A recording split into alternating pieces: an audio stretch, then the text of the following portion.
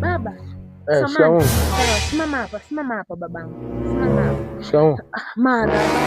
Wema mama. Nashukuru kama kwema. Samani. Ndio mama. Samani sana. Bila samani. Samani sana babangu. Mbona alia tena? Una matatizo kwani? Na matatizo makubwa. Samani babangu, sonde ngupasela. Yaani nisaidie kwa hili. Ongea Kiswahili sasa. Mimi sikuelewi kwa sela.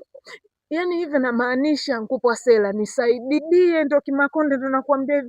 Una shida gani sasa? Hebu sema shida yako, kama naimudu nitakusaidia. Sawa. Si binadamu. Sawa. Lakini pole. Pole tena, matatizo na wewe nipe pole mimi tena mama, vipi tena? Mbona sikuelewi? Utanielewa, si ni hivyo? Kuelewa, naambia tatizo lako. What is wrong with you mamangu? Sawa. Mimi nimeenda kwa mganga. Kwa mganga? Nimeenda kwa mganga. Akaniambia kuna mambo ya benki. Umenielewa? Benki kuna kitu ukikipata, nikipata mchanga, nitakuwa rahisi sana. Sawa mwanangu?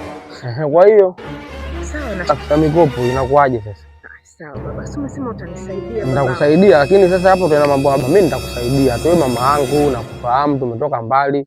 Kwa hiyo kama una shida mimi nitakusaidia. Sawa babangu, nimekwambia kanyaga hapa kwenye hapa. Umenielewa? Kanyaga vizuri hapa kwenye mchanga. Babu, nimeenda benki. Nimeambiwa niangalie mtu kama wewe, maji ya kunde, mwili wa benki wa kwenda kukopewa benki. Yaani wewe ukienda benki ukiba. Sasa enua mguu mwanangu. Kwa hiyo mama, huu ndo mwili wangu wa kukopea au sio? Sio kopea nyayo mwanangu, kanyaga. Nyayo kanyaga mwanangu, si umesema utanisaidia na shida na nyayo mwanangu, benki mama. Mimi nilijua labda unaibe benki mama. Mimi nilijua labda una shida ya kilo ya unga ama sasa mama, tena nyayo yangu. Wewe mama. Staki.